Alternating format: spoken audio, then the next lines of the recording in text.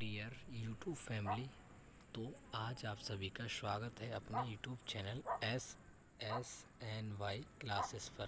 ठीक है, SNY classes पर। तो आज इस चैनल के माध्यम से आज हम आप सभी को मित्रता चैप्टर के गद्यखंड का यूपी बोर्ड 2026 के लिए, ठीक है, यूपी बोर्ड 2026 के लिए मित्रता पार्ट चैप्टर नंबर 1 मतलब पार्ट नंबर 1 मित्रता गढ़ के जो जीवन परिचय एवं कृतियों के बारे में समझाने वाले हैं। किसकी?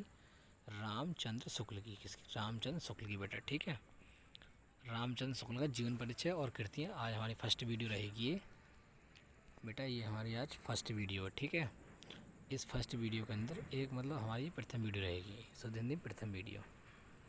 तो इस वीडियो के अंदर आज हम आपको मित्रता चैप्टर के जो मतलब मित्रता पाठ के जो लेखक हैं रामचंद्र शुक्ल जी, उनके जीवन परिचय पर प्रकाश डालती हुई कृतियों को हम आज आपको अवगत कराने वाले हैं। ठीक है, तो हम ज़्यादा बात न करते चलते हैं हम अपने क्वेश्चन की तरफ। क्वेश्चन हमारा क्या कहता है?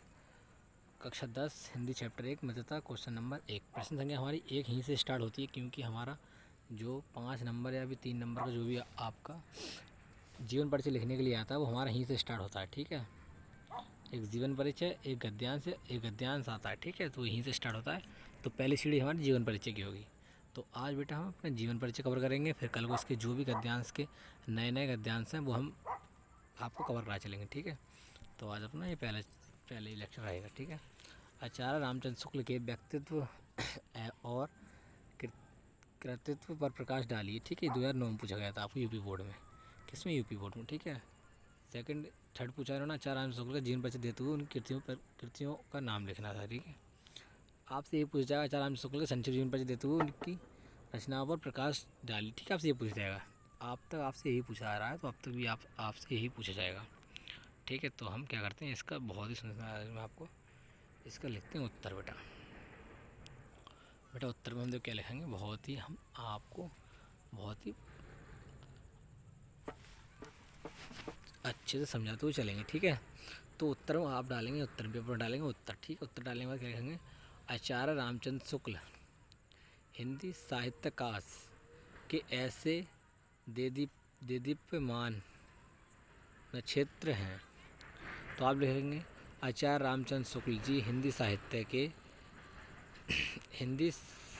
साहित्यकाश के लेखक हैं, या फिर हिंदी साहित्यकाश के नेत्रक हैं। ठीक है, नेत्रक हैं, जो पाठक को अज्ञात रूपी अंधकार से दूर हटाकर ज्ञान के ऐसे आलोक में ले जाते हैं जहाँ विवेक और बुद्धि का सुखद साम्राज्य होता है। शुक्ल जी एक कुशल निबंधकार तो थे ही, साथ में समालोचना और इतिहास लेखन के क्षेत्र में भी अग्रणी थे। इन्होंने अपने काल के ही नहीं अपितु वर्तमान के भी लेखन और पाठक दोनों का पर्याप्त मार्गदर्शन किया। ठीक है, ये इनके बारे में थोड़ी जानकारी होगी। ठीक है, तो आपको अगर आप एग्ज़ाम हॉल में ये लिखते हैं तब भी आपका, ये नहीं लिखते हैं तब भी आपका चल जाता है। ठीक है, तो आप इसे याद, अगर आप करना चाहते हैं, जानकारी लेना चाहते थोड़ा कर लें, नहीं करना चाहते तो आप इसे नहीं लिखें। ठीक है, जीवन अगर ये तो रामचंद्र शुक्ल जी के बारे में थोड़ी अलग से बेसिक जानकारी थी। ठीक है, जो हम इसे अंडरलाइन इसे बॉक्स में डाल रहे हैं। ठीक है, तो आप इसे, हो सकता है आप इसे याद कर लें, याद ना कर रहे हैं तो आप इसे ऐसे ही छोड़ दें। इससे आपके एग्ज़ाम कॉपी में कोई भी दिक्कत नहीं पड़ेगी। ठीक है, आपको लिखना होगा रामचंद्र शुक्ल का जीवन परिचय। तो बच्चों हमने आपको बता दिया पहले ही, आप इसे नोट करें या ना करें, इससे आपकी कॉपी पर कोई भी असर नहीं पड़ेगा। ठीक है, ये थोड़ी रामचंद्र शुक्ल जी के बारे में थोड़ी बेसिक जानकारियाँ थीं। ठीक है, जो कि हर स्टूडेंट को पता होनी चाहिए। लेकिन आप अगर इसे नोट नहीं करते यूपी बोर्ड एग्ज़ाम कॉपी में, 2026 बोर्ड एग्ज़ाम कॉपी में, तो इससे आपके एग्ज़ाम पर कोई इफ़ेक्ट नहीं पड़ेगा, आपके मार्क्स नहीं कटेंगे। ठीक है, एग्ज़ाम में तो आपको जो लिखना होगा वो लिखना होगा, सीधी बात, आपको क्या लिखना होगा? जीवन परिचय लिखना होगा। ठीक है, तो अपना आप अपनी काले पेन की हेडिंग से कॉपी पर एक लाइन डालना, जीवन परिचय। जीवन परिचय। ठीक है। जीवन परिचय डालने के बाद आप इसको नीचे अंडरलाइन कर देना, ठीक है, 2 लाइनों से, ठीक है, स्केल से, ठीक है, इस तरह, ठीक है। डालने के बाद अब इसका हम रामचंद्र शुक्ल का जीवन परिचय पढ़ते हैं बहुत ही आसानी से, ठीक है। आज की वीडियो हमारे जीवन परिचय पर रहेगी, क्योंकि ये वीडियो ज़्यादा लंबी होने से स्टूडेंट पर थोड़ा फ़र्क पड़ता है, ठीक है। तो आज हम खाली इस वीडियो के अंदर जीवन परिचय ही समझाएंगे, ठीक है बच्चों। तो जीवन परिचय हेडिंग डालनी हमने, फिर लिखेंगे हम पूरा ये छोड़कर यहाँ से डाल देंगे आचार्य। इससे आपको कोई मतलब नहीं इस चीज़ को लिखने से, ठीक है। हम डालेंगे आचार्य रामचंद्र शुक्ल का जन्म सन 1884 ईस्वी में कहाँ हुआ था, क्या हुआ था बच्चों, बस्ती ज़िले के अगोना नामक गांव के एक संभ्रांत परिवार में हुआ था, ठीक है। तो आपको क्या लिखना है बच्चों, आपको लिखना है यहाँ आचार्य रामचंद्र शुक्ल जी का जन्म सन 1884 ईस्वी में बस्ती जिले के अगोना नामक गांव में एक संभ्रांत परिवार में हुआ था, ठीक है। क्या किस में थे, सम्राट परिवार में। कहाँ हुआ था, बस्ती जिले के अगोना नामक गांव में हुआ था, ठीक है। इनके पिता कौन थे, चंद्रवली शुक्ल। मिर्ज़ापुर में कौन थे, कानून गो थे। और इनके पिता जो आचार्य रामचंद्र शुक्ल जी हैं, इनके पिता कौन थे, तो मिर्ज़ापुर में कौन थे, कानून गो थे। क्या थे, कानून गो, कौन थे, कानून गो थे, ठीक है बच्चों। तो इनके पिता क्या थे, मिर्ज़ापुर में कानून गो थे। इनका जन्म कहाँ हुआ था, 1884 ईस्वी में बस्ती के अगोना नामक ग्राम में हुआ तथा एक संभ्रक परिवार में हुआ था। इनके पिता चंद्रवली कौन थे, चंद्रवली जी कौन थे, तो शुक्ल मिर्ज़ापुर के कानून के थे। इनकी माता अत्यंत विदुषी और धार्मिक थी। जिनकी माता जो श्री थी, माता श्री जो थी वो कहती विदुषी और धार्मिक थी। इनकी प्रारंभिक शिक्षा दीक्षा पिता के पास जिले की राठ तहसील में हुई। भाई इनकी जो मतलब रामचंद्र शुक्ल जी थे, इनकी जो प्रारंभिक शिक्षा हुई थी वो कहाँ हुई थी, पिता के साथ जिले की राठ तहसील में हुई थी, ठीक है। अब इसके बाद इन्होंने मिशन स्कूल से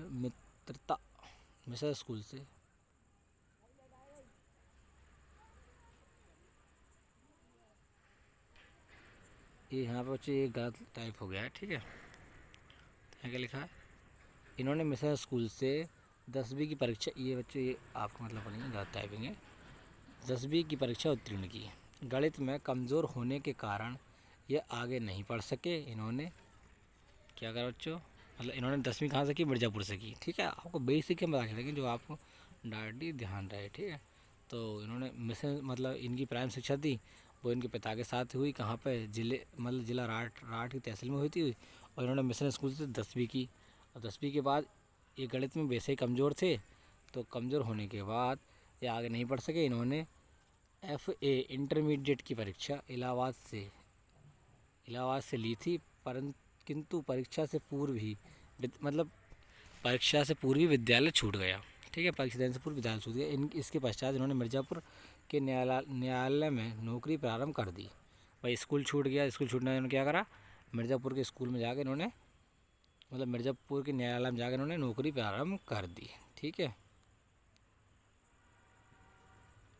अब प्रारंभ कर दी, यह नौकरी इनके लिए इनके स्वभाव के अनुकूल नहीं थी, अतः यह मिर्ज़ापुर के मिशन स्कूल में चित्रकला के अध्यापक हो गए, ठीक है। अब इन्होंने मतलब वो नौकरी छोड़कर मिर्ज़ापुर के स्कूल में एक और चित्रकला के अध्यापक हो गए।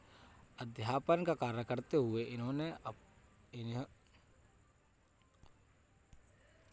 इन्होंने अनेक कहानियाँ, कविता, निबंध और नाटक आदि की रचना की। इनकी विद्वता से प्रभावित होकर इन्होंने हिंदी गद्य सागर के संपादन कार्य में सहयोग के लिए श्याम सुंदर दास जी द्वारा काशी नागरी परिचरणी सभा में ससम्मान बुलाया गया। इन्होंने 19 वर्ष तक काशी नागरी पत्रिका का संपादन किया। कुछ समय पश्चात इनका नियुक्ति काशी हिंदू विश्वविद्यालय के हिंदी विभाग के प्राध्यापक के रूप में हो गया और श्याम सुंदर दास जी श्याम सुंदर दास जी के अवकाश प्राप्त करने के बाद यह हिंदी विभाग के अध्यक्ष भी हो गए। स्वाभिमानी और गंभीर प्रकृति का हिंदी का यह दिवंगत साहित्यकार सन 1941 ईस्वी में स्वर्गवासी हो गया। अब इनकी एक बेस आपको एक थोड़ी बेस बताते हैं भाई। आचार्य रामचंद्र शुक्ल का जन्म 1884 ईस्वी में बस्ती के अघोर नामक गाँव में अघोर नाम गाँव में हुआ था। इनके पिता जो थे वो कौन थे बच्चों? चंद्रावली शुक्ल थे। ठीक है, कौन थे? चंद्रावली शुक्ल। और मिर्जापुर के कौन थे? कानून के थे। ठीक है, इनकी माता अत्यंत विदुषी और धार्मिक थी। इनकी प्रारंभिक शिक्षा कहाँ हुई थी बच्चों? जिले की जिले के राड तहसील में हुई थी। इन्होंने मिशन स्कूल 10वीं कक्षा पास की। गणित में कमज़ोर होने के कारण ये आगे नहीं पढ़ सके। ठीक है, और इनकी इंटर की परीक्षा छूट गई। ठीक है, इसके पश्चात इन्होंने मिर्ज़ापुर के न्यायालय में इन्होंने क्या कर ली? नौकरी करना प्रारंभ कर दी। इस नौकरी से ये संतुष्ट नहीं थे, इसलिए इन्होंने मिशन स्कूल में चित्रकला के अध्यापक के रूप में कार्य किया। अब इन्होंने वहाँ पर कार्य करते करते इन्हें इतना ज्ञान हो गया कि इन्होंने हिंदी नाटक आदि रचनाओं की जानकारी प्राप्त करके और श्याम सुंदर दास की काशी नागरी प्रचुरणी सभा में सम्मानित बुलाया गया। और 19 वर्ष तक इन्होंने काशी नागरी सम्मानित प्रचुरणी में इन्होंने क्या किया? पत्रिका में संपादन किया। और इसके पश्चात ये काशी हिंदू विश्वविद्यालय के हिंदी विभाग में प्राध्यापक के रूप में हो गए, सेट हो गए। ठीक है, मतलब सेटल हो गए। इसके बाद इनका जो स्वर्गवास था वो कितना हुआ? सन 1941 ईस्वी में इनका स्वर्गवास हो गया। ठीक है, तो ये था आज की वीडियो का हमारा थोड़ा सा। अगर आप इसका PDF पाना चाहते हैं तो यूट्यूब में नीचे हमारा इसका बेल आइकन पर प्रेस करें और नीचे इसमें लिख दें PDF। ठीक है, अब इनकी कुछ रचनाएँ थी बच्चों, रचनाएँ पूछ लेता है आपसे तो रचना बता देते हैं। ठीक है, तो क्या है अपना रचना क्या कहती हैं अपनी? ये तो निबंध कौन से थे जो थे वो छोड़ो। आलोचना थी, रसमीमांसा थी, त्रिवेणी थी, सूरदास थी और इतिहास थी। ठीक है, तो आप ये इन रचनाओं को याद कर लें और बस और लिखें एग्जाम में तो आपको पूरे नंबर मिल जाते हैं। ठीक है, अब ये आपको इतने लिखने की जरूरत नहीं है। ठीक है, तो इसकी धन्यवाद वॉचिंग दिस वीडियो। अब इसके कल को हम कराते हैं इसके गद्यांश पर आधारित प्रश्नों। ठीक है, जो इसके गद्यांश हैं उनके प्रश्नों को हम हल कराएंगे। ठीक है, कल को। तो धन्यवाद, मिलते हैं कल एक नई वीडियो में। कल को वीडियो देखना ना भूलें।